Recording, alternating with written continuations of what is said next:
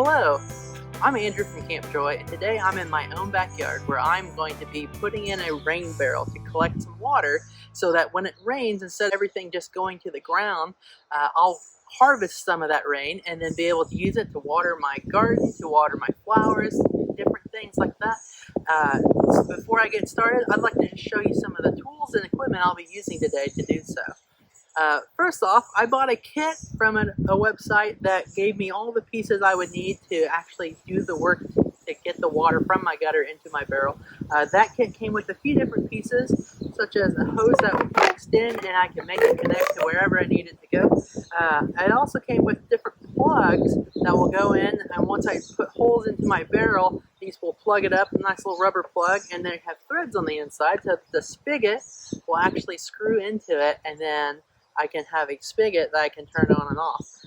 Also included, or I'll be using today, I'll have a couple different drills that I'll use. One just to drill some screws in so that to hold the plug into my gutter nice and tight. And then the other one I'm going to be using with different sizes hole saws to put the various holes that I need in the barrel itself. And then of course I've got my pliers so that as I tighten things in, I know they're good and snug. The barrel I'll be using today is a 55-gallon food grade barrel that actually used to hold soy sauce, but I found it here locally. You can find them all the time. People sell them because businesses use them and they use everything inside and then they have nothing to use them for. So they're great for repurposing. And so that's what we'll be doing today. Alright, so I have my barrel up here now and I've got my hole saw attachment with the right size that I needed. I went ahead and drilled a couple holes just to mark where I was going to put my actual big hole saw holes in with just the normal drill bit. So I'm going to go ahead and drill some holes in here and keep moving this along.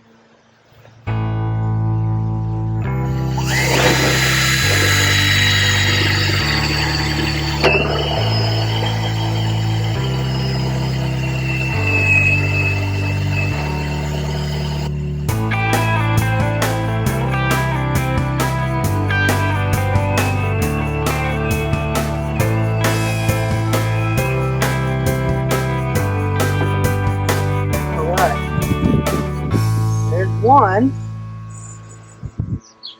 I'm going to clean out my drill bit here. Alright, so I clean up the plug from the first hole. Now I'm going to go ahead and get started on the second one here.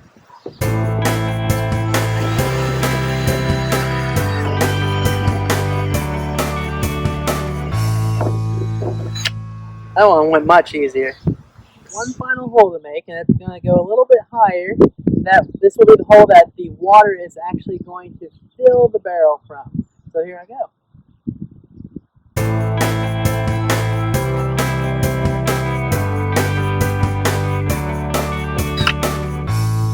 Great! So for this next part, I went ahead and turned my barrel on the side so that I can get at the holes a little bit easier because I'm going to be installing the plugs now. So for the plugs, they're going to fit a little snug. That's what I want. I want them to be good and snug so that when I have water inside, I don't want it to all leak out. So this plug should be good and snug when they go in there. They're nice rubber plugs, so that should fill any gaps around. They should be nice and filled up, and they'll be watertight.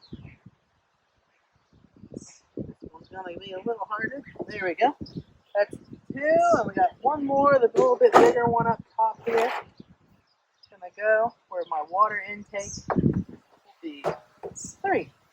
And that's all there is to it. On to the next step. So I've got my spigot here that I'll put up in my higher hole that I made here. And then I've got another little piece here that's just going to be for attaching a hose, or at the end, when we're approaching winter, at the end of the summer and into the fall, I'll be using that to open it up and drain all the water out so that I don't have water freezing inside of my rain barrel.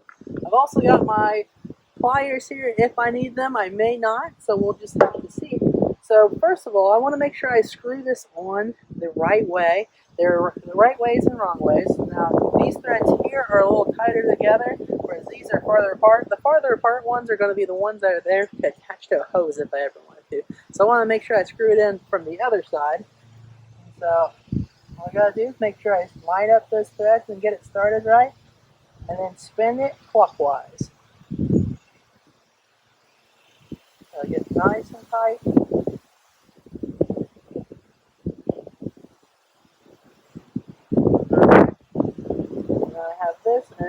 go ahead and put the cap on because that'll actually give me a better grip to spin it in.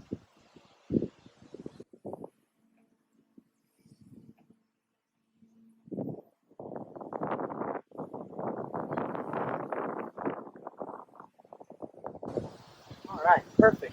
There's my two valves. My next step is going to be to actually attach to my gutter, so we'll move over there. So I wanted to show you what I've prepared here. This is going to be where my barrel is going to sit. So what I did, I dug out a little bit, and then I put some paver base down just to give my 4 paver blocks a nice surface to sit on. This is not a necessary step, and to be honest, I might even end up putting a stand on this, but I want a nice level surface that would support the weight of the water once the barrel's full. So this is where I'm going to start and where I'm going to set my barrel. Alright, so I'm on to near the end here. This is my plug that's going to go inside my gutter. You can see here I used my big hole saw and already drilled my hole in my gutter to make sure it was all nice and centered. I'm going to be plugging this in.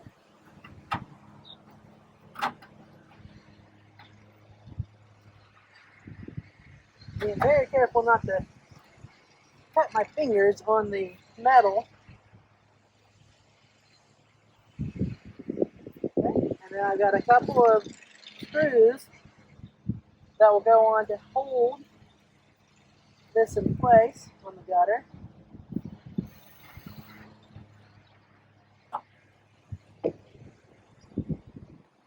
One on top, one on bottom.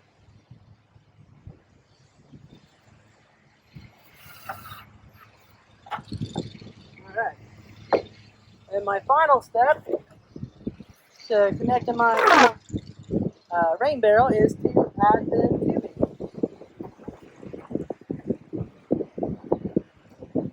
Plugs in there, and plugs into my hole on the side.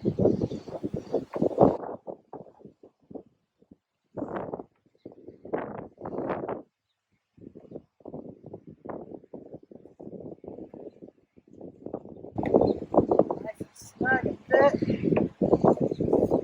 Alright. I've got a nice drop and angle on my tubing here, and so my water should flow quite nicely into there.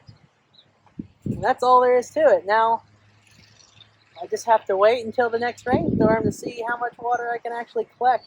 You know, it's going to depend on how much rain we get. This is one gutter off of my house out of 4 different spots where the rain can go to. So we'll see how much it actually flows. Now, something about this, you never want to drink water that you collect from a rain barrel. You know, it wouldn't be clean coming off your roof.